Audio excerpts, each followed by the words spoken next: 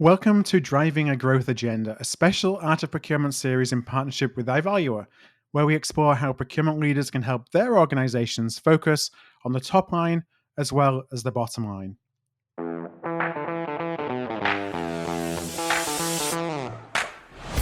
My name is Philip Heitzen, the host of Art of Procurement, and in today's third episode in our four-part series, I talk with Alex Saric, the Chief Marketing Officer at Ivalua.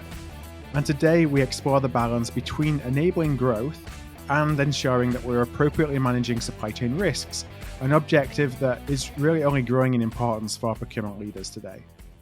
Now, before we start, I do want to let you know that we created a printable one-page cheat sheet to accompany this series. The cheat sheet includes 5 questions to ask yourself as you consider how you can help drive a growth agenda, 4 different growth levers that procurement can pull, and a summary of all the procurement foundations that we pulled from this series that you must build to actually be able to deliver the growth agenda. You can download that today at artofprocurement.com/growth series. That's all one word, artofprocurement.com/growth series. So let's go straight into the conversation, where I ask Alex to share what he is seeing across all of the companies that he works with in terms of the importance of risk management to procurement. So I'd say it has become a must-have from being perhaps a nice-to-have in the past in many organizations. And by that, I don't mean that every organization needs to have some process and check the box, but I mean a must-have in terms of having to have really structured, robust approach. A lot of direct material supply chain leaders may have had that in the past, but I think even many of them were shocked at their exposure and the need to modify their processes. And I think it's come from a few areas. One, overall, I think companies are a lot more exposed to risk because governments and consumers increasingly hold them accountable for activities in their supply chain. They don't care if it's the company or someone deep down the supply chain. On top of that, it's been exacerbated by the fact that companies have become more dependent and outsourced more to suppliers, and their suppliers have done the same while becoming more global. So everything is stretched. That visibility is really not there, and companies often don't know just what they're exposed to. And then lastly, there's also been a lot new risks or a broader variety of risks in recent years and companies have had to deal with, not just the pandemic, but it seems that geopolitical risk keeps going up. Right. There's increased frequency of environmental disasters. And then we have entirely new concepts like cyber threat risk that 10 years ago wasn't really much of a factor. So altogether, it means companies are so exposed, they have so much to watch out for, and it really is a must-have. Otherwise, you're leaving the organization very vulnerable. Yeah, it's interesting you talked about some of those additional risks, and geopolitical risk is a good one. The geographic concentration risk is another one that I come across a lot, and that really expands the view of risk from it being those more manufacturing direct material to, it really is companies in all industries that may just be very heavily indirect procurement centric that really need to be focusing on risk management as well. Indeed. So, we've obviously had the pandemic where risk it was an important a boardroom topic of conversation, obviously, the last few months. Are you seeing that change in kind of importance within risk management is sticking? I do. We're definitely seeing a change. I think it was definitely a wake-up call of what happened early on in the crisis, and many companies are still dealing with it today and a lot of the effects from it. But it's been a wake-up call for many organizations, especially those that had more of a cost focus, looking at low-cost suppliers primarily, lean practices like just-in-time inventory. They really realized just what the cost of those practices is to them. And I do think that the wake-up and the understanding that we need to rethink a lot of those assumptions and really strike more of a balance. It is going to linger, at least for the foreseeable future. Human nature means that we do tend to forget over time. So if we have a sustained period of low risk, I'm sure at some point in the future, we'll revert back to some of the bad practices. But I think the severity, the speed of the pain that COVID caused has burned quite an image in a lot of leaders' minds, and that's not going to be forgotten in the next few years. Yeah, it's not been a one-time event where something has happened and, it's kind of created a crisis for a month and then everything's back to normal again. Exactly. You've obviously seen CPOs use a lot of different approaches over the last few months and heads of supply chain as they are thinking, how do we better understand and then manage and mitigate the risks across all of our supply base? What are some of those tools in the toolbox that you've seen have been most effective, that where you would really want to encourage others that are listening to really think about some of the best practices you may have seen? And there are a few. I'd say most fundamentally, the key tool is having a very actionable, clear dashboard that you Hmm. can use to inform your supplier strategy, supplier selection, and really monitor suppliers going forward. So that's really critical. And I think that's probably been the most important tool. And there are a few different capabilities that are really important to that. One, we still have a big problem of data. Too many Yeah. organizations have records duplicated all around the globe in different systems. They really don't know how vulnerable they are because they don't know who they're buying from. They can't pull the information together. So I think the more that like dashboards are integrated with MDM capabilities that can Hmm. actually unify that data, that's been a great tool. Chassis Brakes International is a great automotive leader we work with. They've actually integrated MDM capabilities in the Right. platform to unify data across 25 SAP instances. So they have a true global view of everything going on with their suppliers, and it's been very beneficial to them to stay connected. I think also having that visibility at the category level is Hmm. key in the dashboard as well, and into the sub tiers, which has become a obvious source of vulnerability during the crisis. And then being able to pull information from all sources, from third parties, from the suppliers internally. So that's really been key, having that cockpit where you can really see what's going on. Once crisis strikes, then there's some other tools there. I'd say anything that's given people a heads up so they can be a step ahead of their Yeah. competitors in securing new supply has been very beneficial. There's some nice tools out there that are more predictive. They give you indicators of risk events. Personally, we partner with risk methods to integrate that in the Hmm. platform. And then once crisis strikes or is about to, and you know you need to find alternate sources of suppliers, tools that can pull in supplier discovery as well as vetting of new Yeah. suppliers directly into a technology and into your dashboard are extremely beneficial. We partner with Tealbook to provide that Hmm. capability to our customers. But those have been some of the key ones that have definitely let some companies stay a step ahead of competitors. And I think one of the biggest exposures or vulnerabilities, should I say, has been not really understanding tier two, tier three suppliers and going through the supply chain. What's some of the ways that you can actually get hold of that data? Is that data coming from external sources, or is it more collaborating with your providers so you can get insight into what their supply chain looks like? Yeah, we actually find the most effective way is to actually lean on your suppliers and make that a Hmm. requirement of their onboarding or of their regular performance reviews, where they need to provide that visibility. Now, ideally, you have a platform that can support that, where they can actually upload those details.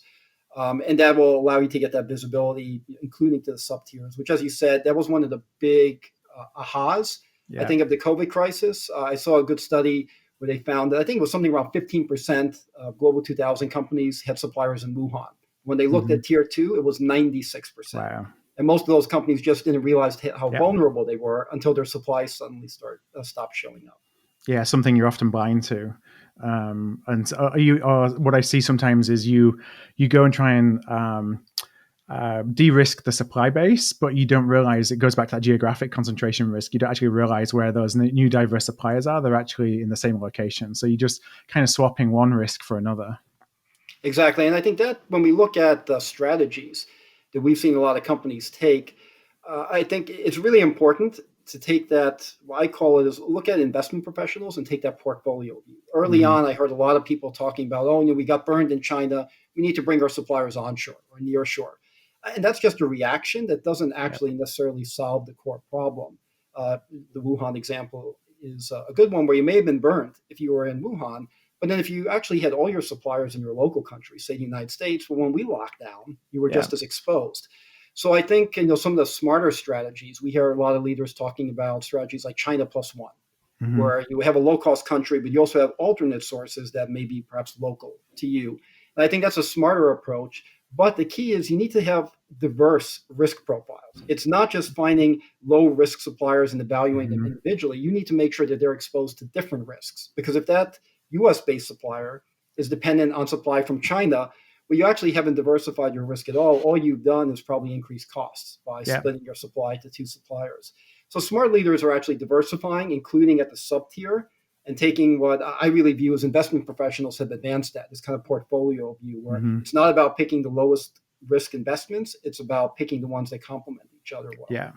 Yeah, I definitely encourage folks to look at, from a procurement perspective, a category. When you're looking at your category, looking at the risk at a very high category level. So again, it's not necessarily the supplier, because you get buried in individual supplier actions that actually may increase the risk profile of the category generally. Exactly, and that's exacerbated for like manufacturers to have to look across the whole bill of materials. If you're only as strong as the weakest link. If there's one weak link there, you're in a lot of trouble, and it really doesn't help you. Now, the last question that I have really pertains to this series when we're talking about how procurement leaders and supply chain leaders can really help their organizations from a growth perspective. Risk is one of those things where, as you build risk programs and third-party risk management programs, there's a risk of the pendulum going too far in the other direction, from not necessarily having any controls to having too many controls, which then can slow progress and slow, might sometimes some bureaucracy and slow down decision making. So I just wondered if you've seen examples or if you have any tips for anybody who's listening, and how do you kind of manage that trade-off between making sure you have a much better kind of controls around risk and the ability to proactively see risk with not just slowing down the business? Yeah, and it's interesting, just a good example, let's say counterexample, what we saw with a lot of our customers, and we work with many public sector leaders and healthcare leaders as well, and they actually responded the opposite. They actually, by default, have very laborious, very bureaucratic processes for onboarding suppliers. New York City is a great example. It's a lot of regulation. But they actually went the opposite direction. They realized, like, if we're going to suddenly gear up from a couple thousand face masks a week to 6.5 million at the peak, we can't take several months to qualify a new supplier. So they actually accelerated the processes to deal with it. And obviously, it was critical for the city managing to minimize debts. But I think fundamentally, you have to look at the business, you have to look at the category, and there isn't a silver bullet answer, but you have to prioritize. Costs are always important. No one can neglect that.